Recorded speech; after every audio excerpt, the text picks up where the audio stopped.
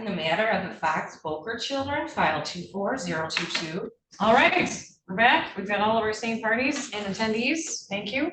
I'm looking forward to additional testimony. Are we finished with all our questions for the caseworker counselors? No. I am. Oh, okay. All right. Come on back up to our stand. I'll just remind you that you remain under oath. Thank you, Ms. Kopitz. Watch your step.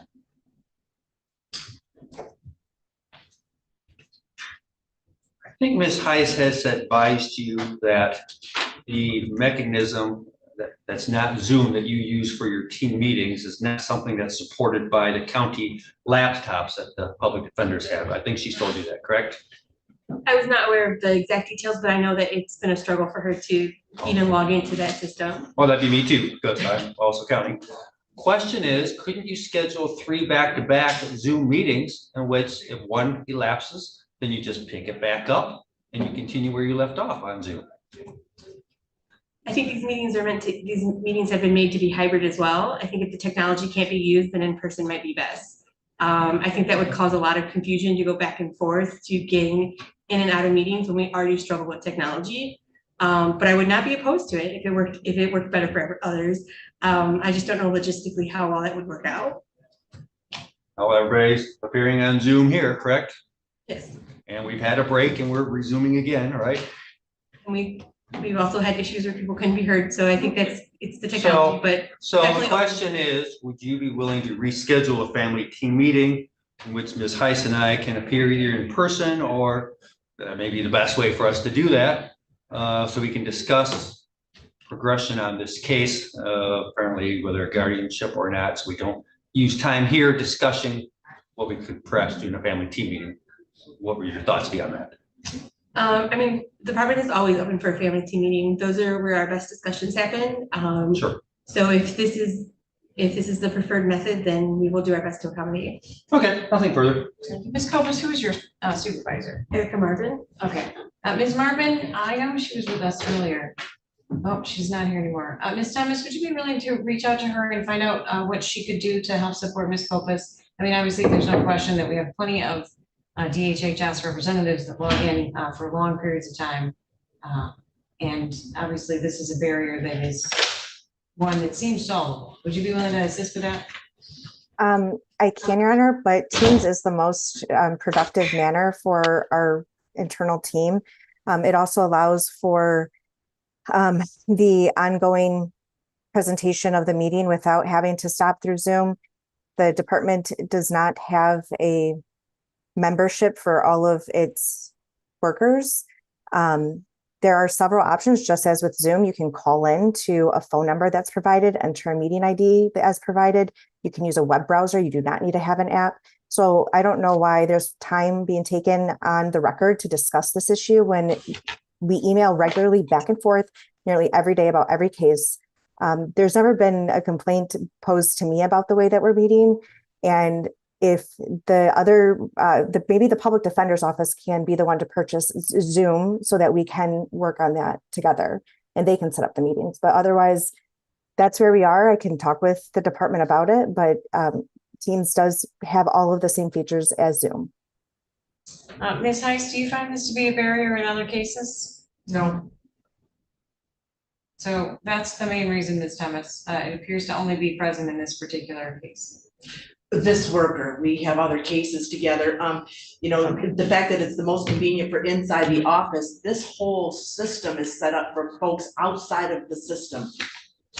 And I've articulated this barrier in the past, and it's just a way that I can't participate when I want to. It also seems to me that asking parents and parties to learn 2 separate systems creates an unnecessary barrier to participation as well. So when we all use Zoom for free, there's a 40-minute stop. And then at 40 minutes, we're cut off in the middle of our conversation. Everybody has to dial back in. It is, but I cannot imagine a Zoom subscription would be very expensive for the department, but I like the family members to continue to use Zoom and get all that going so they can participate here, but we can definitely work on this. I've called IT for myself to get Teams through the county practices. It just isn't good yet. All right, well, I hear you both. And obviously, I'm concerned that you want our attorneys to be able to participate, but I'm also concerned that it could be construed as a barrier to parents as well. And obviously, we don't want that. We don't want any barriers from the department for participation. They've got enough challenges ahead of them on their own case services. So I appreciate you all working cooperatively on this to move forward in a way that will be effective for. All right, any more questions for Ms. Copas? No. Ms. No, thank you. Ms. Thomas? No, Your Honor. Thank you for your testimony. We return to your seat. Any other testimony today, Ms. Thomas? No, Judge. Mr. McFarland? Just an inquiry to the court. If the court is inclined to maybe have another meeting on permanency planning through a family team meeting, then no, I have no further questions, Your Honor. I am not opposed to that. Any objections, Ms. Thomas? I'm sorry, Your Honor. The question is if we're going to continue to have this conversation about a guardianship. So at the last hearing, the FTM was ordered to explore permanency to include a juvenile guardianship for the older two children. And I was also looking for a custody update, which I've had the custody update, and I appreciate that, Ms. Copas. But also I learned that the FTM was unsuccessful because of some of the barriers that we talked about on the record. And so I would be inclined to ask again for that FTM to be explored. Obviously, the family members have spoken up as well. I've heard a little bit, even out of turn, that the juvenile guardianship might still be something they want to talk about. And frankly, I do think that that would be an appropriate conversation to have in a family team meeting, rather than trying to explore all these things on the record in the structure, under the structure that we have to abide by in the courtroom. And also to save everyone some time from being in the courtroom and having to be constrained in that conversation about that issue. So, long and the short of it is, Mr. McFarland is confirming that he's going to be asking for that FTM. Is that right, Mr. McFarland? That's correct, Your Honor, rather than as the court elaborated proceeding here. All right, so yes. Your Honor, the problem, I'm sorry to interrupt, but the problem I have with that is that Ms. Heiss and I are the only attorneys who ever participate in family team meetings. I don't know if there's a billing issue with the public defender's office, but for us to have to reschedule that because Mr. McFarland wants it, I find it disingenuous because he doesn't participate in them. If the parents have spoken, and if the legal fathers who have legal rights to their children have spoken about their desires, I don't know that there's a continued need to have this conversation. I understand the court thinks that it would be appropriate to explore it further. But in my argument, I just intend to rely on non-respondent parents. I think it's an overreach for the state to become involved when there are non-respondent parents who can make those decisions for their children. And the court does have the ancillary jurisdiction in the custody matter. So if the court orders it, absolutely we'll comply with it. But I don't, from the department's perspective, I don't see the need for us to, again, go through this process of trying to contact several individuals to schedule something where it's just Ms. Heiss and I who are the attorneys that attend. Your position, Ms. Heiss. Well, I don't know what information Mr. Fox got at the FTM about alternative ways. You could have custody, or maybe you could have a funded juvenile guardianship, and maybe these guys would tell me that isn't possible in this family. But I don't know what Mr. Fox has been told, whether this guardianship and the placement was explored. So I do think we need to have another one. I know what Mr. Fox wants at this time, but I don't know that he's been fully informed. And I'd like to do that in a group setting. He doesn't have an attorney, I don't think, in the custody or in the NA case. So back to FTM for me, if you would allow. And it is my fault that I missed the FTM last time, and the department relied on the decisions that were made there. And then I came in later with all this extra ideas, and it has been very inconvenient. I definitely get that. Well, what I could do is offer you an accelerated review with the opportunity to accomplish that FTM. We could come back as early as October 14th at 10 a.m. I have Tuesday, the 15th at 9. And I have Friday, the 18th at 10, if you all have any preference. Tuesday be the preference, Your Honor. Yes. Judge, with the ongoing custody cases for both parents being heard before those dates, I guess I'm just wondering what the court envisions happening in those that might influence what happens in our case. I too look forward to finding out what's going to happen at those hearings. I can't tell you I have a predisposition one way or the other. I have to listen to the proofs and the testimony, and I'll be sure to make sure that those decisions get circulated to interested parties. Does that help?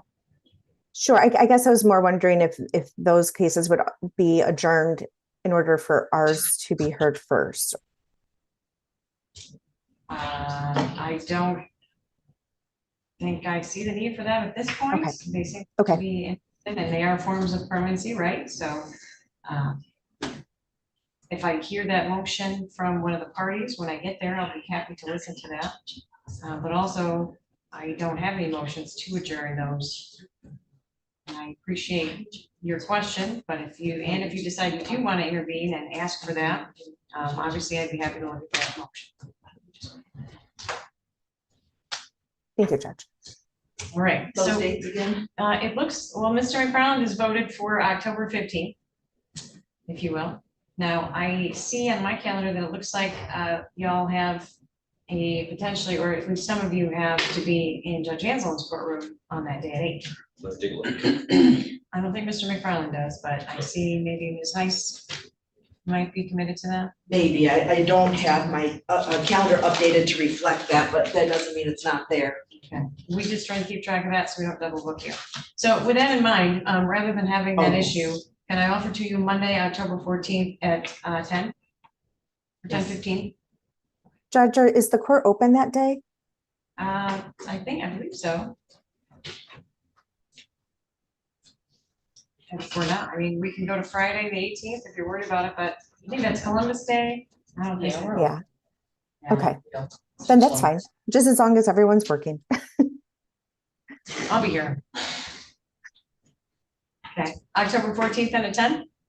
Or 10:15, it'll be 10:15, but I'll just play it. Will you rule on placement change today?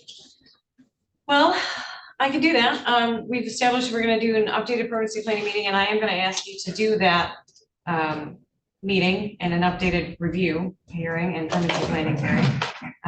And I'm happy to listen to any additional testimony or argument on the request for placement change.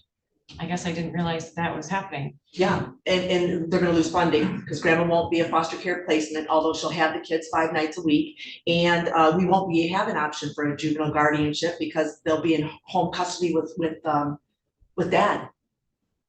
I just think we should hold off till October 14th and talk this through again to get the most resources for the family. Ms. Thomas, would you like an opportunity to speak to that? Your Honor, I don't disagree with Ms. Heiss. And practically, there would be no change for these children. But legally, I'm still concerned that we had an overreach of the government. We don't have adjudication or jurisdiction over Mr. Fox in this matter. The children we at all points in time had asked to be released to him, and it was my fault for not catching that in the order earlier. But it was with our understanding from day one, at least as I remember it, that Mr. Fox was going to continue to utilize grandma's support in helping the children maintain the continuity in their childcare because of his work schedule. So that's my only concern. We have a non-respondent father who does not have representation, and I'm concerned about the infringement on his parental rights at this point in time. Okay, that's one of the ones where there's a custody issue too, though, right? As I understand it, they haven't had a resolution on the custody issue yet. Where is that Correct. case in the custody? Custody trial is scheduled for September 23rd. Okay.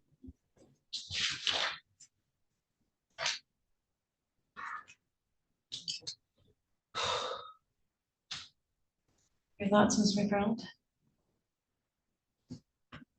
Well, rather than airing dirty laundry in court, I think we could do it in a family team meeting, which by the way, I have participated in family team meetings. And if my client wishes to participate, she has that opportunity too. Custody still unresolved. How it will be resolved, but I think all parties would not hurt and would benefit from discussing these matters. At least my client today expressed, first time I've heard, have been able to address with her the issue of guardianship, which she would like to have explored. So I think acceleration is good with possibility of family team meeting in between. All right. Well, The other thought, Your Honor, would be mediation's another way. I'm not sure, but that often provides good results. It's another option that has been utilized successfully, especially when you do not have somebody who has representation for mediation. Just a thought. I mean, I'm happy to provide the opportunity to utilize one of the mediators that the court has arranged today. Obviously, you have the right to choose your own mediator if you wanted to do that. Do we think that's necessary, Ms. Kopus? I think mediation could be beneficial. It appears that we are all on different streams right now, and I think it might be nice to have an outside party that could bring us together. Okay, Ms. Height? Sure, I agree. Okay, well, Ms. Thomas, I sort of skipped you and went right to Ms. Kopus. Did you want to weigh in on this? No, I mean, I didn't think we needed it, but if Ms. Kopus agrees that she's the one who has to do the boots on the ground work, so I'll defer to her. And yeah, we can attempt to schedule a mediation. Very good. All right. So the two main individuals that are willing to do it for what the court will pay them include Phil Shadler and the Southeastern Dispute Resolution Services Center. Now, you're able to select your own mediator if you'd like to ask that person to contact the court and to be willing to do it at the court paid rate. I'm always happy to pay that person that, but I don't want to surprise them, considering that our rates, although I appreciate them, are significantly lower than the private sector. So any thoughts on preference as far as that goes, or do you just want to let me know and then you can bill the court if you need to, and I'll just put in the order that we're able to reimburse for any mediation at court rates? My thought is I'd like to try Southeast Michigan Dispute Resolution Services. They have multiple mediators, be more easy, and flexible for us to get in sooner rather than later. I would agree with that. I would agree. Okay, still okay with that, Ms. Thomas? Oh, yeah. Yep. Thank you. All right, I'll include that in the order then that the parties have agreed to use SEDRS and that the court will be happy to reimburse for that service at the court rate. And that can be the venue or the vehicle, if you will, for your FTM on these issues. Do you want to make any comments in closing? I think I'll make my decision on the placement issue as part of the closing, since it's something I always have to consider when I'm making my findings. So anything else that you wanted the court to know today, Ms. Thomas? Testimony Your Honor. or comments in closing? No, Your Honor. Nothing further. Nothing further from me. All right, well, the court finds all interested parties were given notice for purposes of today's review hearing. Suppose our second review in this case to look at Ms. Boker's progress. Unfortunately, there are significant barriers that still exist between Ms. Boker and the reunification between her and her children. That also includes some of the barriers that are getting in the way of her being able to even exercise visitation. So I will go ahead and leave that issue. Frankly, I'm not going to make any changes on that or placement until after your FTM, because I think that those are issues that need to be further explored. As far as sibling visits and the placement of the children, they're all going to remain placed where they are. It is the safest and least restrictive under the circumstances, which would include the youngest child in the care and custody of her father. I'd like to ask Mr. Bellangino to participate in the mediation to look at the issue of sibling visitation moving forward. Mr. Fox as well. I think he's still with us, yes, to participate as well. And we'll circulate the information on how to reach out to SEDRS to schedule for those purposes. But I'd like you to discuss sibling visitation, short-term and long-term, in addition to what the best way to support the family may be moving forward. Understanding that I also appreciate Ms. Thomas's position and that things may be changing very dynamically between now and when we come back. So our next hearing will be Monday, October 14th, commencing at 10:15 in the morning. I've allowed from 10:15 to noon so that we don't have to do any dancing and we can hear any and all issues as necessary. There'll be a review as well as a permanency planning hearing. And the older two children will remain in the care and custody of their grandmother, since that is effectively the person who is still taking care of them, as Ms. Heiss articulated. And she supports that. So unless there's any questions, that's all for today. I'll cut the order, make sure everybody gets a copy, and we'll see you October 14th at 10:15. And we're off the record. Could you give